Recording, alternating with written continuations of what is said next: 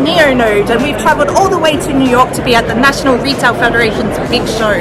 So right now we'd just like to take you through some of the demos that we're showing here at the show.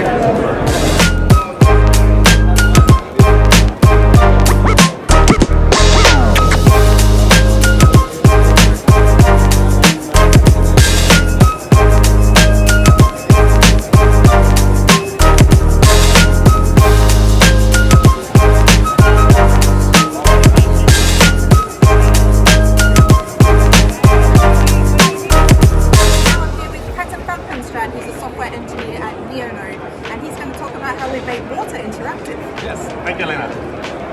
So what we have here is our sensor used in a waterfall setup, and you can see here that even though there's water on the wall here, you can still, without any issues, interact with the screen. You can do a point and select, you can do swipe. So this really showcases how our sensor can, in this case, make water interactive. In a retail setting, how would this be used, and what sort of applications would the customers use this in? Yes, so I mean, as you can see, it's really a differentiator. So it's really a wow factor, as you can basically, in a retail environment, you can showcase things in a really different kind of way. You can make it stand out.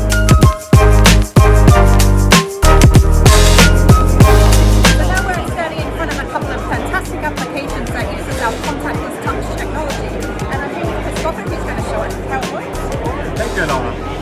This is one of our applications which you can order a coffee without actually touching the screen, thanks to our touch sensor module built in here. Very easy and very handy. Lots of people have touched the screen, but I don't have to. Let's move on to our next project. Here you can order food when you're doing your shopping. Easy as that.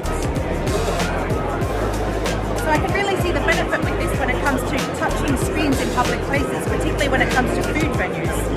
So is there any sort of other application that we can use contactless touch for? Of course, we have hospitality, retail, like you mentioned, we saw here, but also to avoid cross-contamination in a lab, which is very important and very sensitive. So that's a very interesting area for us in medicine. Great, so it's fantastic for the customers and also the people using their technology behind the scenes. Exactly, there's sometimes ways we can work with that we don't even know about. So we can help you find those solutions and build this fantastic product in your company. Well, I'm sold. I, for one, hate touching screens in public places, so thank you very much for that. Thank you, Anna. Okay, now we're in front of our touch on any surface demo, and I'm here with Eric Alford, who's a mechanical engineer at Neonode, who's going to talk us through it.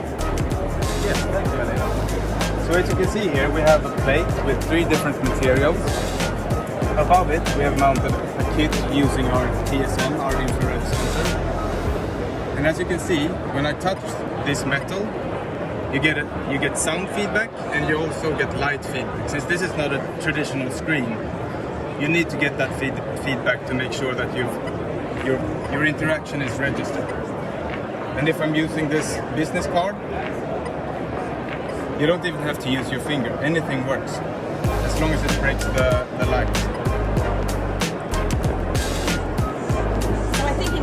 Creating a wow factor, making any fixture in their top front could be very innovative here. But how else could this be used? Is there any other applications that we can allow to touch on any surface? Yeah, definitely. I mean, manufacturers of white goods could use this for interactions with their products. Light switches, you can use basically any material that you want. So that it's really your imagination that sets the limit, I would say. Yes, it's very creative and very inspiring application.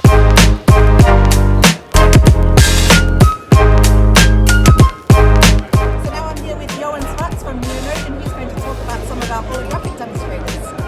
Thank you, Elena. Absolutely. So you're all familiar, of course, with our touch sensor module, and we've been using that to create touch on any surfaces, and of course under the most rugged conditions like water, oil, dirt, etc.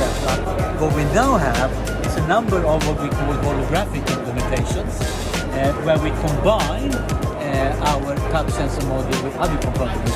to basically be able to interact with the hologram. So how does this work? Basically, you will have three main components. You will require a display that you see inside this box, tilted downwards. You will require a holographic plate, which is the glass plate you see on top here. So this is not the display, it's actually the holographic plate. And then you will also require the touch sensor module. The touch sensor module in this case is placed under the glass plate, and you see the black edge here is basically an IR transparent material. Then the TSM or the touch sensor module emits an invisible optical infrared light in the same plane as the projected image.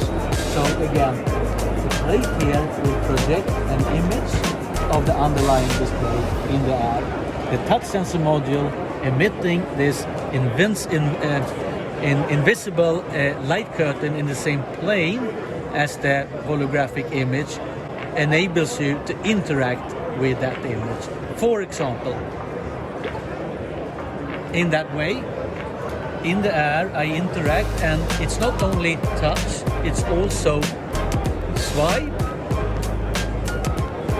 zoom, pinch, zoom, like this. I have here a different implementation. This is a simple like payment device by which it's a project combined with whole industry and MasterCard, and you can actually then pay with your credit card and enter your PIN code in the air.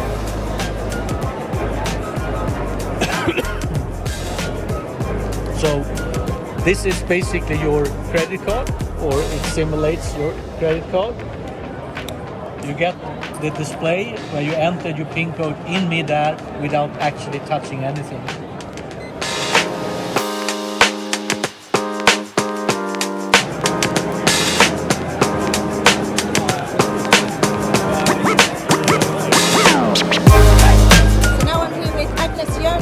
Who's going to talk about our new AI attention monitoring system. Yeah, so this is a technology that we call multi-sensing, which takes any camera stream and analyzes it to find how many people are in the image, where are they looking, and what are they paying attention to.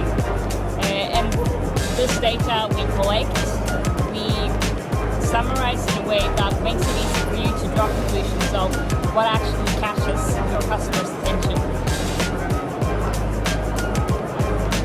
So here, Agnes, I can see that it's capturing both of us and our passerby in the background as well. So it's actually capturing multiple people at one time. Exactly.